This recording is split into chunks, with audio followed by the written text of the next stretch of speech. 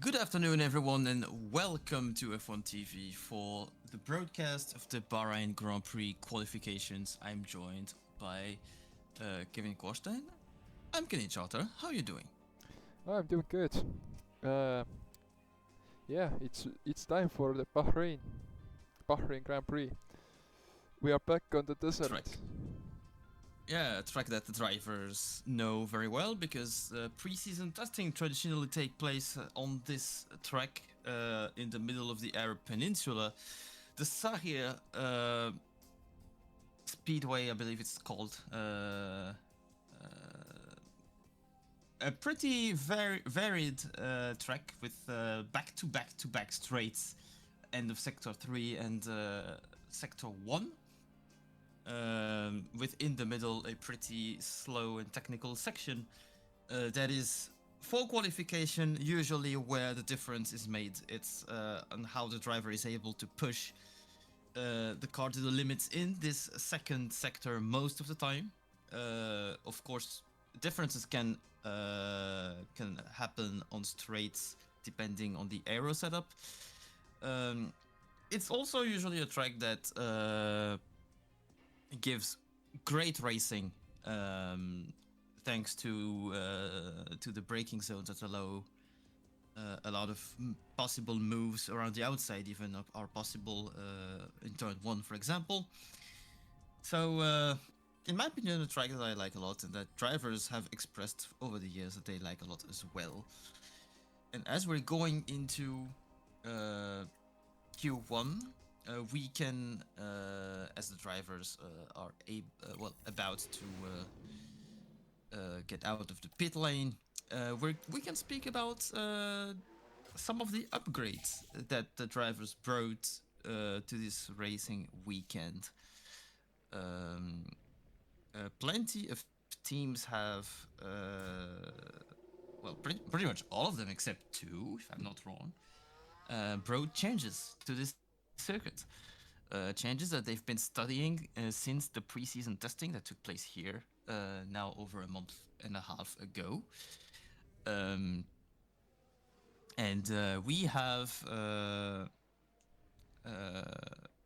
very precise report that has been done in collaboration with the race media. We know, for example, that Sauber is the team that brought the biggest amount of upgrades with a whole new chassis design, as well as side pods, and probably underfloor. We have hints towards that. McLaren keep upgrading also on the floor side. Other teams have brought minor upgrades, and we'll see how that will pay off today. Yeah, as we see the Jason Roy here. On board with Jason. One of the first out on the track, actually. Way ahead of Springfield. Yeah, in pre-practice they showed some real pace. Jason Roy was actually the fastest in first pre-practice and fourth, if I remember correctly. Yeah, Alpine is one of the teams that have struggled the most earlier this season, but as we are seeing now, they're slowly getting into the groove here on this track. They've shown pace that is definitely capable of points on Sunday race. Also worth mentioning, for those who missed the major incidents from the Japanese Grand Prix in Suzuka, we have grid penalties that were issued after the DNFs from Randy Belichick and Zhao Lei, so they couldn't honor their 5-second penalty during the race since they DNF'd. And because of that, they have a grid penalty on top of their super license points.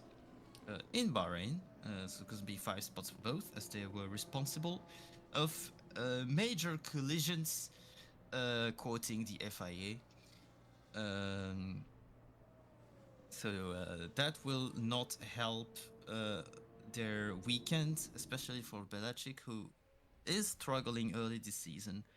The second of the Drivers' Championship in 2024, who we thought might not be able to make it to here even, because he had some quite a bit of bruises and other minor injuries, but he was able to return healthy enough to race in Bahrain. Unfortunately, the Haas driver Riley Swenson suffered concussion on top of other injuries to his elbow um, uh, and shoulder, more specifically. And because of the concussion protocol, he isn't even allowed to race by the medical personnel until the next venue. So Jeddah, if I'm correct, that would be the next one. So wish speedy recovery to Riley. He actually could be seen around this place. Yesterday during the free practice, he actually visited the paddock. He's doing pretty well. His precautionary measures because of the concussion he suffered in Suzuka, quite strong concussion with the very scary shock he had with the wall at the exit of turn 1 over there.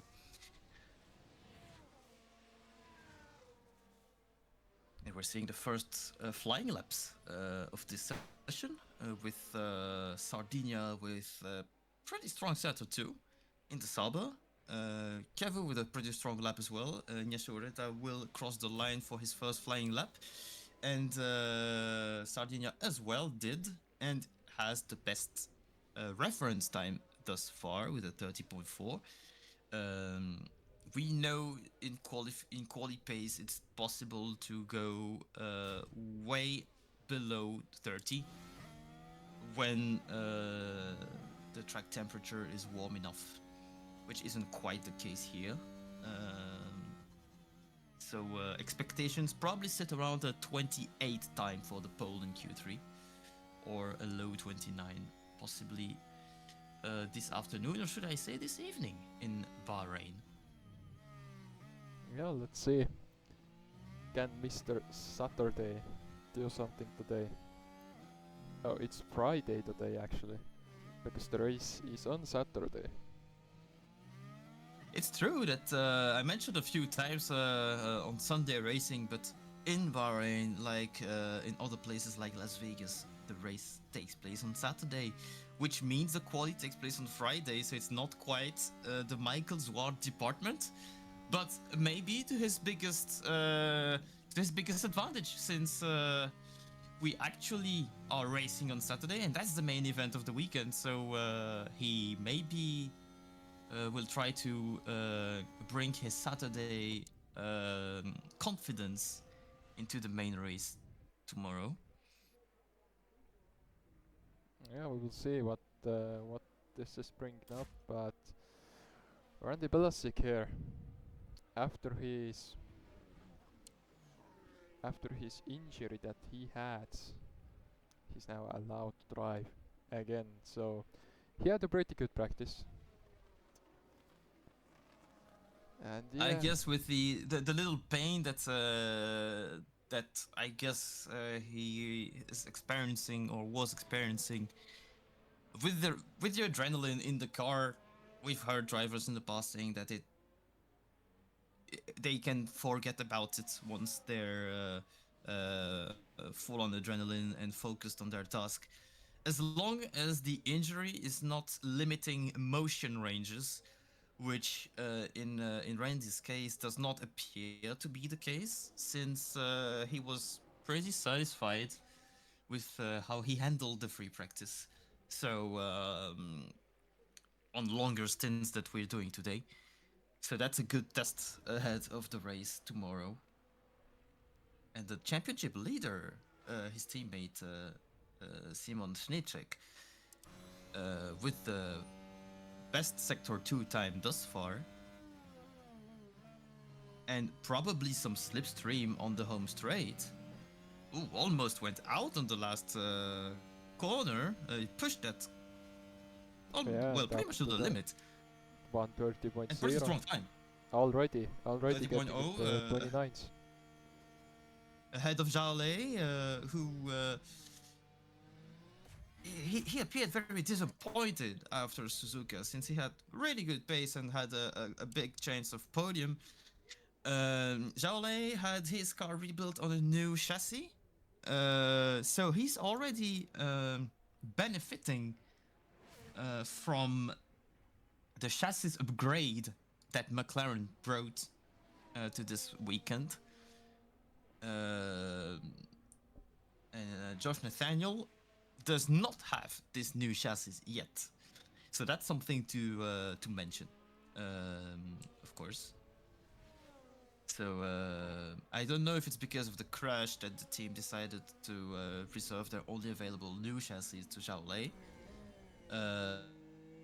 And I'm pretty sure that he certainly did not destroy his car on purpose to do that. He would have rather picked the 15 or 18 or 25 points he might have been able to bring back from Japan instead.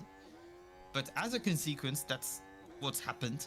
They were able to manufacture one backup chassis on the old specification and a brand new chassis on the new specification. That will of course go to the car they had to rebuild. So that's logic. As we see here, Wesley A bit of a focus on Wesley van der Steen, who is the reserve. Well, he's a reserve Williams driver. He's been actually recently hired by the Williams Academy, as he's about to start in F2.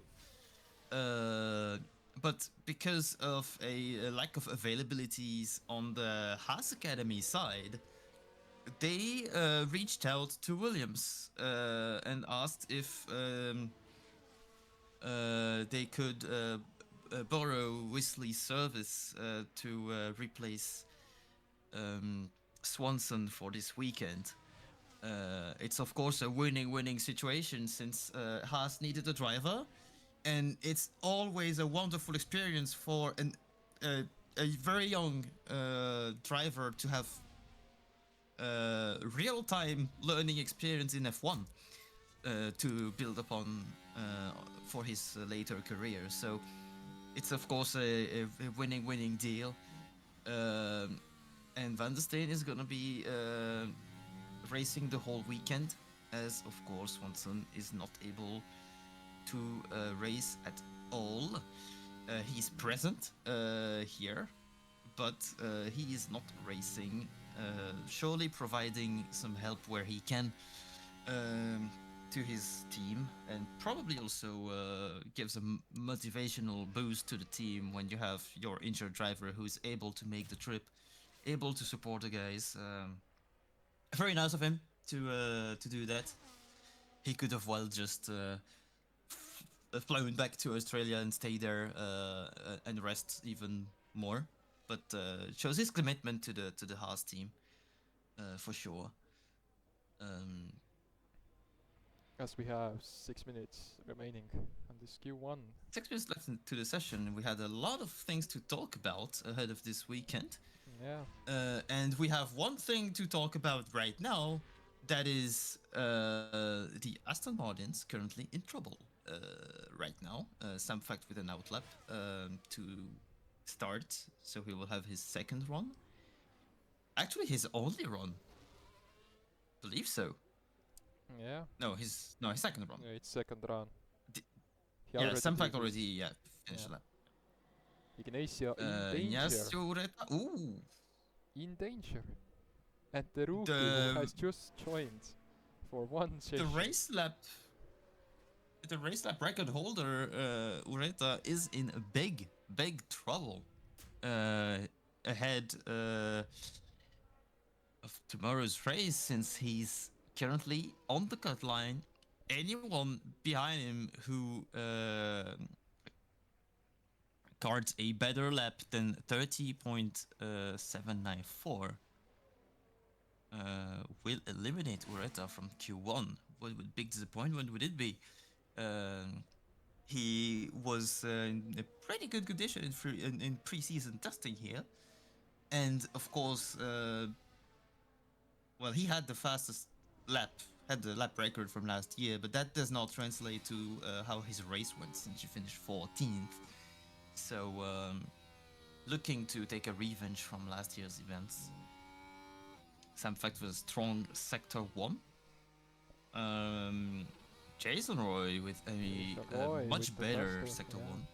Jason Roy seems very strong on this track, as it seems, with this Alpine. He's very confident. And we'll see if he gets out of quali, out of Q1. Yeah, and well, Alpine has a whole ton of issues in corners. Their cornering speed is among the least efficient of the grid, and so does their tire preservation as well. But they have some very decent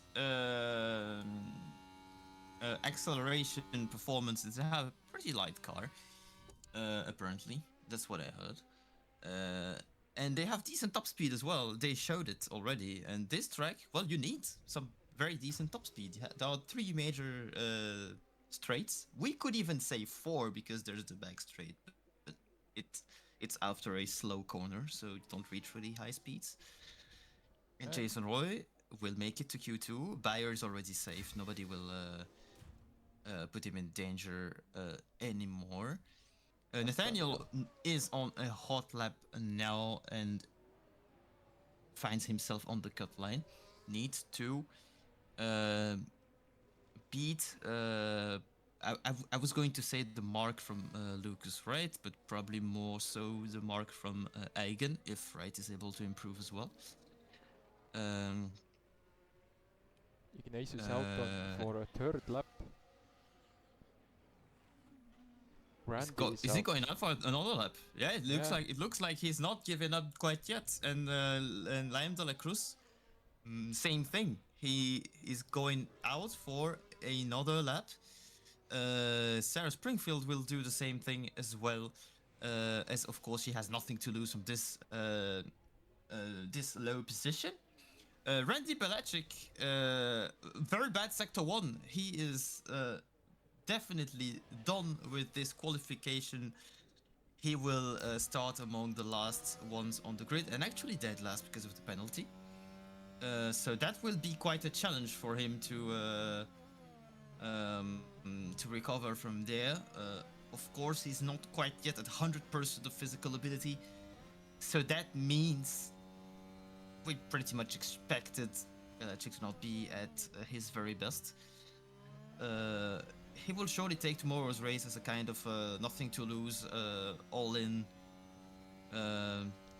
situation. There might be incidents to take advantage from. Weather, we don't usually see rain out here, and it's not scheduled for this weekend. Lucas Wright was a strong Sector 1. Needs to improve on his current lap to stay on the safe zone. As we see here, everyone who is in danger is starting. Aaron Egan also. Yeah, Aaron Egan also trying to secure his position because he's in danger right now. So Sardinia is virtually the one that is the most in danger if we account for the fact that Eigen and Wright might improve, and Lucas Wright is on a very fast lap, a sub 40 Sector 2. That's a purple sector of the session. We might be having a look at him when he crosses the line, or not even so, because he'll be so far clear of the 16th place. And on the top. And that's the best time. Racing Bulls at the top in Q1. Does that mean they're actually faster than everyone else this And weekend. Sam Fact is out of quali. So is Randy Plasik. So Samfact will miss Q2, and I believe Springfield is not in a great position either. Aaron Eigen might not even need to improve his lap to advance to Q2. That's what we're seeing currently. Springfield is the only one to improve right now. Now Liam De La Grasse is the second one to improve. Can Ignacio improve now? Yes, he Yeah, can. but his sector one was actually not that great. We've said it times and times again in Springfield the is previous. 17th. Springfield is not safe. Both Aston Martins are out of qualifying. Liam De La Grasse can't improve. Can No, he Ignacio can't. improve? And this is a track where Ferrari would typically No. struggle because we know they have the worst top speed of the grid. They Egan is probably safe. have the worst top speed of the grid. Yeah, Egan is safe. And yeah, And Egan is safe and both and even improves Alpines, his lap, and so both that's Alpines great. for the first time is in Q2. That's a good confidence booster for the French manufacturer. Um, and we also have our rookie of the weekend. Van der Steen is actually in Q2 with a time that is tied with Nick Byer's time. So excellent performance to make it to Q2 with definitely not the best car on the grid. I would say Haas is definitely a midfield car at the moment. They're right there, competitive, but they do not quite have the best car. And he's in Q2. Great news for him. And he's gonna have more driving today. Yeah, as we have Sarah Springfield, the first one but knocked out. Sam Fact, Ignacio Retta, Liam De La Grasse, and Randy Pelasic end the top 5 of eliminations. And now, What a as we Q1 wait, we've had, and Aston in trouble. Aston is Most in definitely. trouble. Aston is in big trouble.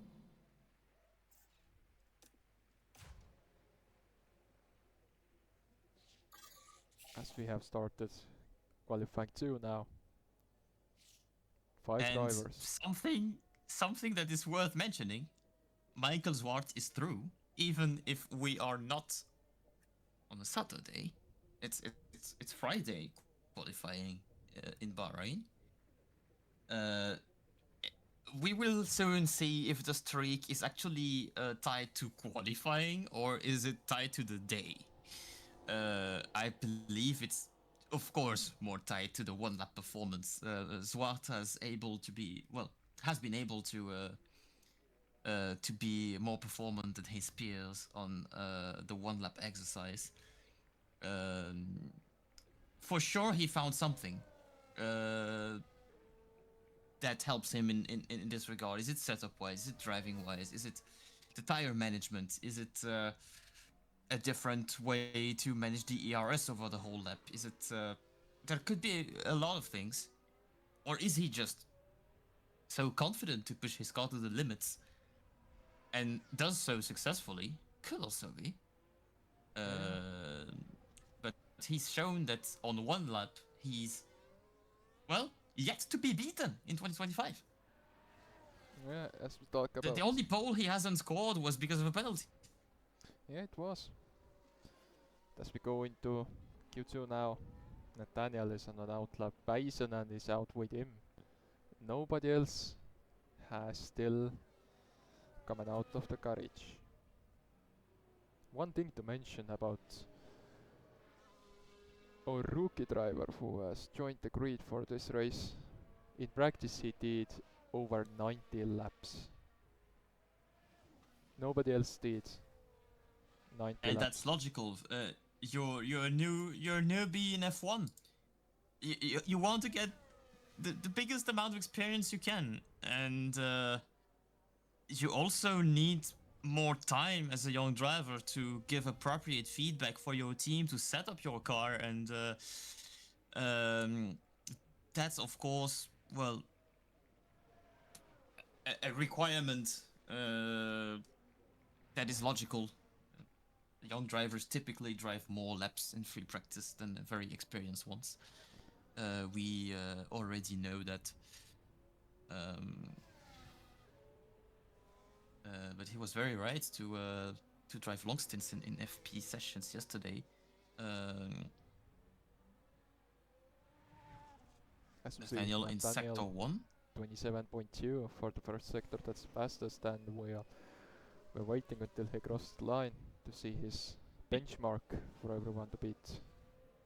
We Has know the driver. McLarens are very, very good on any fast sector, which means sector 1 and sector 3 will be their strong points, and sector 2 might or might not be their worst. In theory, that's just theory. So we will soon find out. Yeah, Väisänen with the same sector time as we have a yellow flag now. Nobody has stopped Someone on the probably map. locked up. Oh, Väisänen. So what happened there? He goes to the back straight, goes to the braking zone. Back straight. Turn 11, I believe, and that's pure luck. It's one of the most difficult turns, in fact, on the track. Because that's the point where usually the tires are the warmest. So if your tires overheat a tiny bit and you miss your braking point, then you might be able to lock up a bit more easily. So Nathaniel with the reference time, it is not a bad lap at all, actually. 1:29. It's a 29.8. It's a pretty fast time. And the track is of course getting better and better. And Väisänen with the locked up time, 1:42 right now. We don't count his lap. We're waiting until he comes out for the second lap. Yeah, basically it's a refocus and a one lap effort now for the Finn, who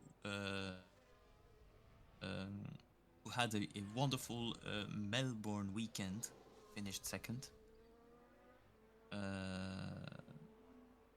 We had well, he had what looked like a promising Shanghai weekend, but he crashed then in the race, which apparently caused issues to prepare for Suzuka because of the broken chassis. So now see Jack Dev 40.0. Second sector is coming through the final corner now. What's it gonna be of for course, him? Of course, the Williams are the hot topic since their first double in this championship history. The 1-2 double in Suzuka with Eigen's victory ahead of Jack Duff.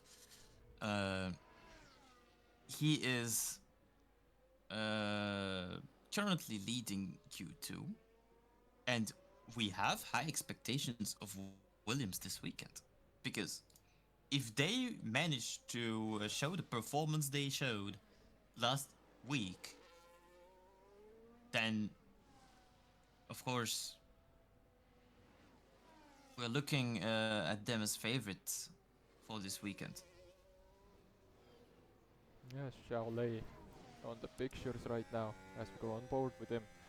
It's 27.6 for the first sector, 40.4 on the second sector. Now we go into the That's final not gonna corner. make it. This lap's not good enough. That's not gonna make it at all. It's gonna be probably behind the lap to come for Michael Zwart, and behind everyone so far. Simon Snicek on a very good time. Michael Zwart on the last turn, and pretty good exit. I believe this is gonna be easily in the top 5. Yes, it is. And top it three. is fourth. This is third actually. So only 4 milliseconds behind Kaisner. Jason Roy with the 27.1. The Alpine again showing pace. And Simon Snicek with a little bit of a little bit too much curve at the exits. Costs a tiny bit of time, but he's we're not sure yet if he's in Q2. I would say Michael Swart is pretty much guaranteed to be in Q2, but the track's getting better, so I don't know if Simon Sliczek's time is enough for him to get into Q2.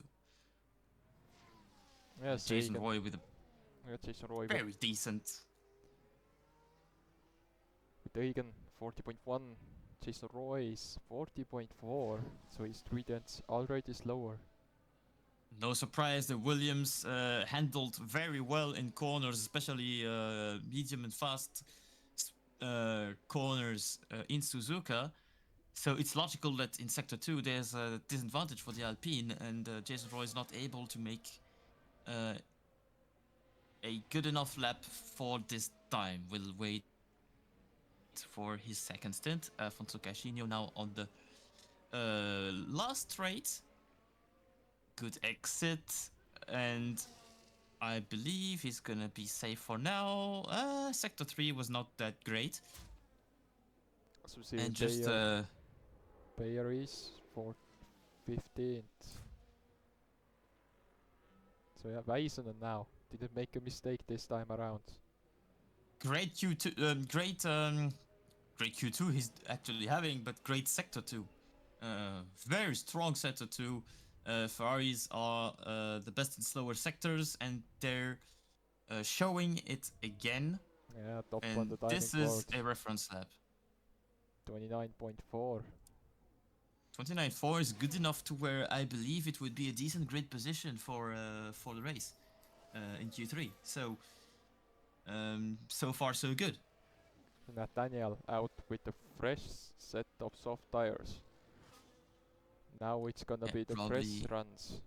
Fresh soft tire runs. And track temperature is going up, so it's gonna be a bit easier to heat the tires up. Also gonna be easier to overheat them. Though tire overheating is not typically an issue around this track, because there's almost half of the track where the tires actually cool down. It's straight braking, straight, a couple slow corners and straight, and then braking in a slow corner. So there's the back half of the track actually wears on tires a lot, especially that fast S before the turnable number 15, I think that is. It should be 15. But usually the issue is the opposite in Bahrain, especially in the evening. The track might be cold enough to where the tires don't catch enough temperature before, I would say Sector 1, but actually even Turn 4. So far Nathaniel on a pretty good lap. We're gonna have his Sector 2 time just around this corner.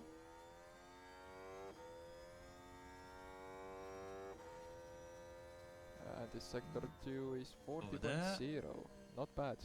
Pretty strong, pretty strong. I believe he will go through and overtake at least Sardinia, and maybe even overtake Michael Swart's current time. It all depends on Sector 3. Let's see, sector 3 Crosses, now. And crosses the line, second. and it's second position right behind Eetu Väisänen.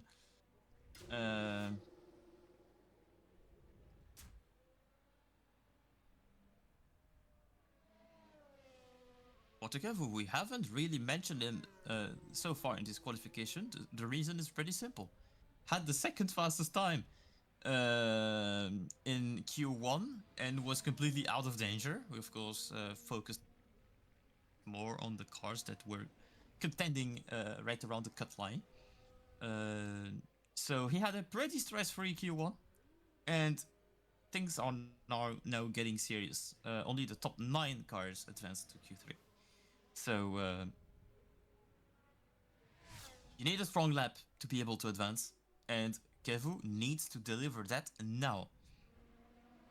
So does his teammate Lucas Wright. He's in danger too. Egan, Afonso, James Roy, Bayer and Xiao Lei. They all need to bring now. Even the rookie that joined Sector the 1 grid, time, it's 27.1. pretty decent.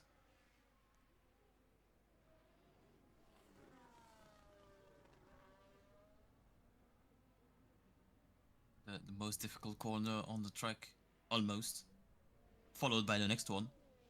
This is a very difficult braking zone. He was a little bit wide here, but I believe he has decent exit. Maybe traffic ahead of him. Watch out. He will need to handle that in this fast S. Okay, so far no issues. There is a Haas driver now. Yeah, he's going to be able to overtake him in the straight, so Yes, should he's be fine. okay. In the meantime, Stanicek with an improved Sector 1, Zhao Lei with a purple Sector 1, who completely failed his first lap, probably due to traffic, and is now looking to secure his spot. And Kevu does not improve. It's again That's with actually a bit surprising. That's again with like Q1. That happened with Q1 also. At the end, nobody improved really. And Stanicek will cross the line in a few seconds. He's in the last corner, and I believe this is gonna be the best time or a top 2 time, and that's a 29.5. 503. Currently second. Now 8. Championship leader is keeps living his dream at the moment. Everything's going well for him. Eren Eigen with his last lap improved just enough to send Kevu out. Sardinia in danger, but has the fastest Q2, tied with Zhao Lei. Zhao Lei, who just exploded the reference with a 29.2, 0.199 actually. Sardinia is safe. The Portuguese driver will go through to Q3. So does his teammate Keisers. Will have both Saubers in a pretty good position. Jason Roy with a fantastic lap right now. Bayer is not able to improve much, but Jason Roy is in a fantastic position.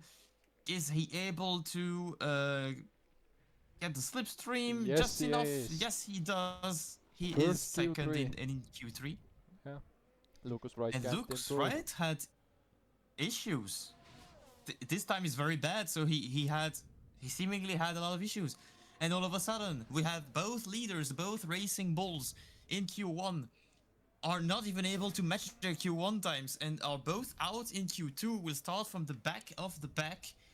Van der Steen will start from 12th position, which is more than decent when you're so young and inexperienced with this car precisely. And good to mention that he is even ahead of his teammate Afonso Caixinho. I don't believe this is gonna please the Portuguese talent very much. Well, he's also a young guy. He's also a rookie this season, but he's had a lot of driving in this car instead. So I guess in the race it's going to be interesting. We could have both Haas side by side on the 7th row. And Michael Zwart has a qualifying good omen. I don't know how to call it. It's not even just a good omen. He has a 4-leaf clover in his pocket somewhere, because he's through to Q3 on the cut line, like it has already happened once. And now look at the Dutchman in Q3. Q3 is his kingdom, and he will have 12 minutes to show that. Yes, we get to Q3 now. So we have the Q2 results now in finally.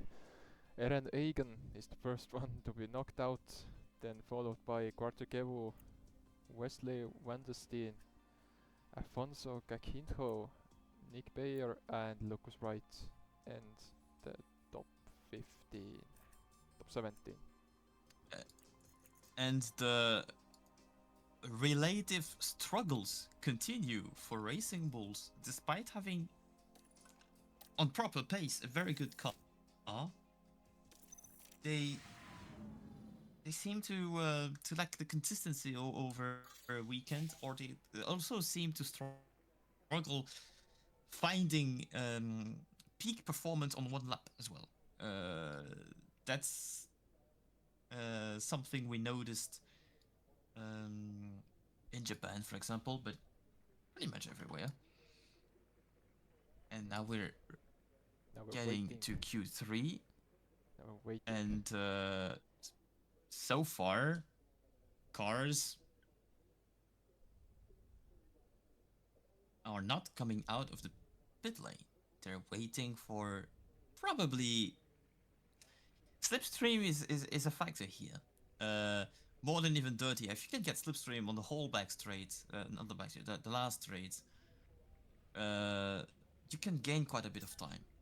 So it's possible that drivers are willing to risk the traffic, the potential traffic, to get some valuable slipstream on the last sector. It's possible. Of course, teams that have two cars, like Sauber, are looking to take alternate strategies. And Keisner will go out early, and Sardinia will surely go out late. Very likely, this lap is not going to decide the pole. Usually is the second run that is the fastest by a couple tenths. But you never know. If you have really a clear lap with a little bit of slipstream in your first run, this might very be your best time. So every lap counts, every attempt is important. A good first lap will also relieve pressure from the drivers. And we are now in a Michael o'clock time. Michael's ward with very likely the focus, the spotlight focus of everyone, all spectators around this place, all media would be looking at what could be a fourth Have a yellow flag. consecutive Q3 win. Yellow flag, we don't know where it is. It is in sector 1 apparently. Sardine. Ha. Oh. And that's in his out lap, so that's not great for his tire. Oh, wow. How did he even spin there? I don't even know. I don't even know how he could spin there on an out lap. Did he try to turn right quickly to just keep slaloming and warming his tire and just lost it? It's very well possible, but I hope he did not damage his tires. Meanwhile, his teammate Keisner is about to start his hot lap. Yeah, and it's on worn tires. Yeah, as far as I can see, it's likely the tire set he used in Q2, but, well, he did a wonderful Q2, so a slightly more worn tire set doesn't mean he's going to be slower by any means. Those tires keep their peak performance for quite a while before it starts dropping. Excellent turn here. He seems to be loving this track, actually. Yeah, it's 27.2 for the first sector. Goes so wide on the curb here. He's one of the only drivers to do that, I believe. And Simons Vlicek is right behind him with a purple. The championship leader is showing up. And now Jason Roy with the fastest sector. Nathaniel. Jason Roy D with the fastest sector. Sardinia beats that sector again after he literally spun on his outlap. He is now spinning around the track at a speed that nobody can match at the moment. Keisner with a very decent 40.0 sector 3. Won't be enough for top positions, but this is a good enough reference lap. Robin Keisner on the line at 29.6. It's not good enough, but it is let's say, a decent starting point. And Simon Schnicek with a very good sector 2. Red Bulls typically have been struggling in slower sectors and excelling on straights. So it's surprising to see Schnicek go that fast on sector 2. And unsurprisingly has the best sector 3, 29.4. This is a strong reference. Duarte Sardinia with a double purple. He spun his outlap and he is now on a double purple, ladies and gentlemen. Duarte Sardinia is not doing it like most people do, and a 29.1 is a strong time. Maybe looking for a top grid position. Väisänen struggling in sector 1 like Ferrari has been the whole weekend. Sector 2 more decent, but I believe Ferraris will be further down the pack this weekend. And I would even say that Väisänen is happy to be here in Q3, given how much he's struggling now to produce a good one lap time. And on the 6th. Now we have Jack Väisänen Teff. 6th. Jack Teff is not on the best life of his career, definitely. And I would even say same for Michael Swart. Not a great lap, but it's first run. We know that Michael Swart's wake-up call is when he gets out with new tires 3 minutes from the end of Q3. Michael Swart's time indeed isn't that great, currently 6th. Zhao Lei neither. Because he was the entire time behind him. Yeah, he probably was disturbed by some dirty air in sector 2. He lost time there. Got the slipstream sector 1, but lost time in sector 2. I'm pretty sure because of that.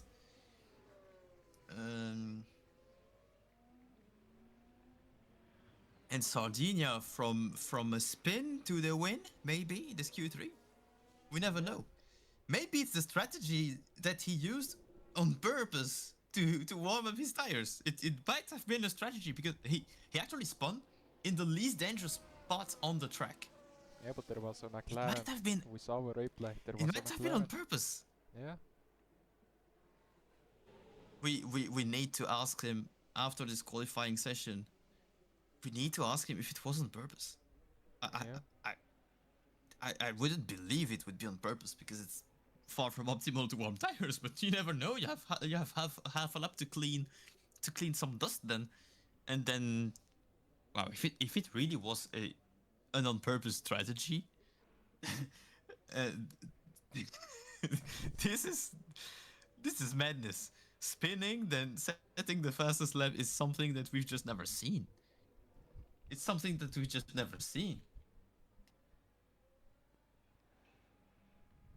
As we now wait people to come out for their third run, and Nathaniel is always the first one.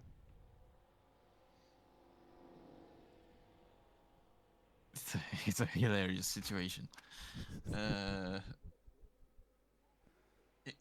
Imagine the Michael Swart streak being broken on a Friday and by a spinning guy.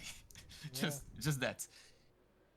That doesn't make sense for an article's title.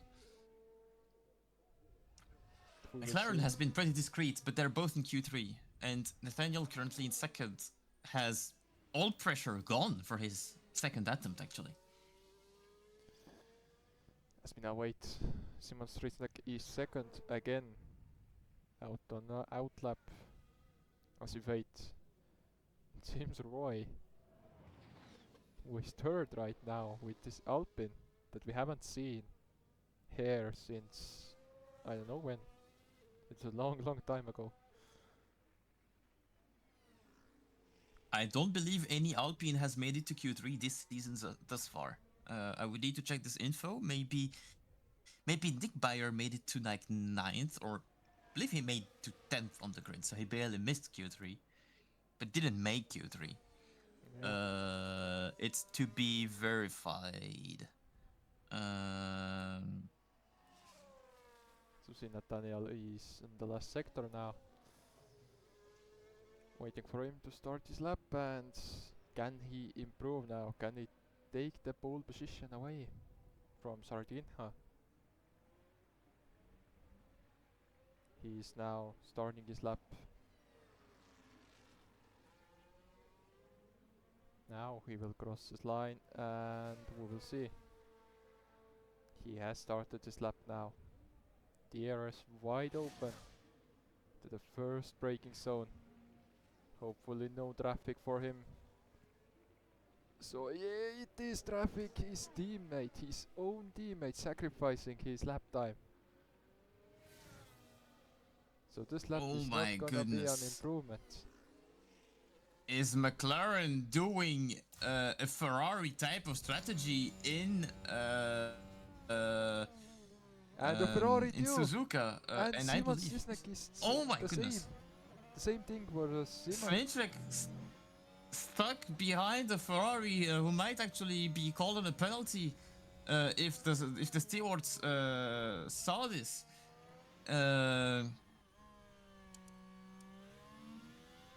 And also a sector 1 that's not going to improve.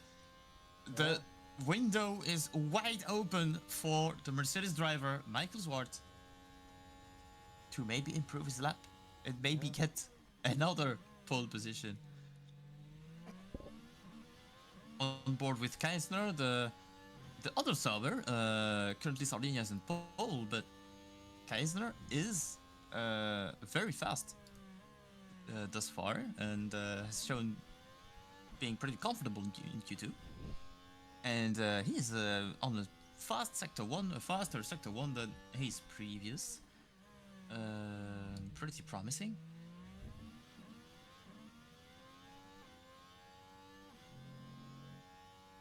It's very long and technical sector 2. Missed the apex a tiny bit here. This is maybe not optimal. Michael Zwart is not improving the purple sector 1. A first occurrence this season. Michael Zwart might be missing the pole. So Now with the bad sector 1 so far. And Keisner with a very fast sector 2. Can he overtake Snichek in the rankings? Can he even rejoin his teammate on the front row? This last turn has been pretty fast, I believe. This lap's very promising, and Robin Keisner is in second place and on the front row currently. Now Michael Zwart. And, oh, watch out. Never bury Michael Zwart before he crosses a finish line in a qualifying session. His sector 2 is the fastest we've seen, or almost the fastest we've seen. Can he do it again? The answer is no. He doesn't gain a position. Jack Teff on the Williams, second last weekend in Suzuka. Purple sector 2. Same way Sardinia can't improve his lap time, so he's still on pole position. It's going to be between Jack Teff and Sardinia, I believe. And maybe Jaolé as well, who is a little bit further back. And Jack Teff just behind Sardinia, in between both kick Saubers. Jaolé does barely improve. And Väisänen, well, Ferrari struggles with straight line speed, as we noted. And it's even more visible this weekend. He does not have the performance to even overtake Jaolé. So he will start in 9th. And we have the grid for tomorrow's Grand Prix. Duarte Sardinia with the first pole position. And it's is it his first in Korea? Yeah, it is. And it's Is it his first in Korea? It might be his first. It's time to check the records. Yeah. No, it's not his first. He was in. It was on pole in Austria 2024. So it is not his first pole position. The last time he was in pole position, though, he finished the Grand Prix in 5th place. So dropped positions, maybe this time around. Well, it's going to be looking at a slightly different outcome. What do you think? Yeah, it's going to be very interesting because we have a kick Sauber. First and third start. Alpine is 5th. this is something we didn't even see coming this weekend, and it has happened. We Believe the definitely impossible. did not see that coming. Yeah. Every weekend reserves its own surprises, and another streak. Well, a streak has been broken today, which is the pole position.